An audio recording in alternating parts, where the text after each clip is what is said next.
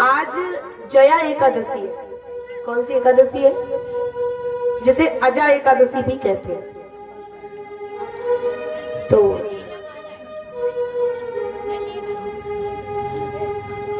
एक बार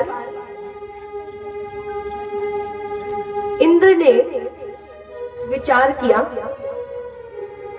कि अच्छा अच्छा संगीत सुनना चाहिए। उसके मन में अच्छे संगीत सुनने की भावना जगी। ठीक है, उसने सारे स्वर्गलोक से अप्सराओं को बुलवाया, गंधर्वों को बुलवाया, और उसमें पुष्पदंत, सबसे बड़े गंधर्व थे पुष्पदंत महाराज और चित्रसेन महाराज, दो बहुत बड़े गंधर्व थे। वो दोनों आए और पुष्पदंत का पुत्री पुष्पदंत की पुत्री है जिसका नाम है पुष्पवती, और चित्रसेन का पुत्र है जिसका नाम है माल्यवान। ये लोग आए, बड़ा सुंदर संगीत का गायन हो रहा है, स्वरों में एकदम रागबद्ध पूरा संगीत गाया जा रहा है।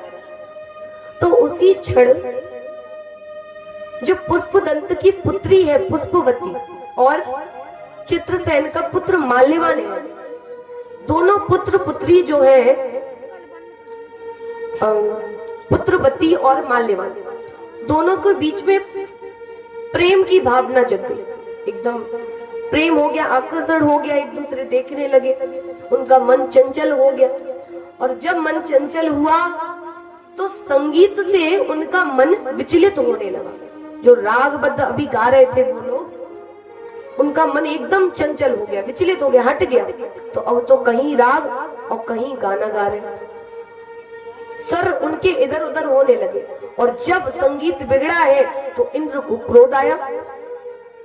इंद्र ने कहा कि इतना बड़ा अपमान, मेरे यहाँ आकर के जाने कैसा संगीत गा रहे हैं, सारे रागों को बिगाड़ के रख दिया, पूरा संगीत खराब कर दिया। क्रोध आ गया। अब क्रोध के कारण आज तो इंद्र ने उन दोनों को श्राप दे दिया, पुत्रवती माल्यवान दोनों को, कि जाओ तुम जाकर के पिशाच योनि में हो जाओ, पिशाच योनि में चले जाओ। अब जैसे ही महाराज श्राप दिया, क्या अब तो घबरा गया, तुरंत उसी क्षण पृथ्वी लोक में वो पिशाच योनि को चले गए। अब तो आप जानते हो जब भूत प्रेत बन जाते, पिशाच योनि में पहुंच जाते तो कितना कष्ट होता है। ना कोई पूछता है, ना कोई आने देता है, घर में घुसने देता है, कोई नहीं अपनाता। भूत प्रेतों को कोई बुलाना चाहता है, अपनाना चाहता है? नहीं। अब तो उन पर दुख आते रहे, एकदम उनकी रातों की नींद उड़ गई, रात में नींद नहीं आती उन दोनों को कि अब इस योनि से कैसे मुक्त हो, समझ नहीं आता। तब महाराज धीरे धीरे समय बीता, अब उनके मन में विचार आया कि अब तो प्रभु की शरण में जाना चाहिए। तो आज जया एकादशी आई और जया एकादशी को ही महाराज उन दोनों ने व्रत रखा। क्या? पुत्रवती और माल्यवान दोनों ने व्रत किया।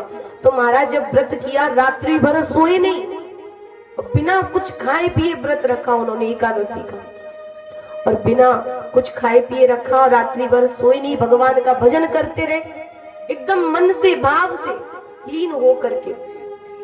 तो महाराज उसका परिणाम ये हुआ, एक दिन के एकादशी के व्रत से, जया एकादशी उन्होंने रखी, तो उस एकादशी व्रत का फल उन्हें ये प्राप्त हुआ कि वो दोनों पिशाच योनि से मुक्त हो गए, एकदम मुक्त।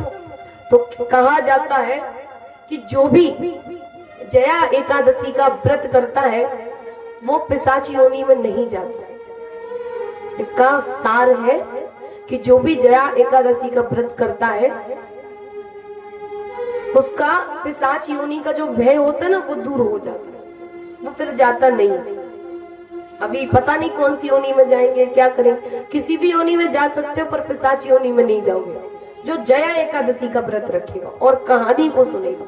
कथा सुनने का बहुत महत्व होता है। जितनी भी व्रत हम रखते हैं ना, उनके बारे में हमें जरूर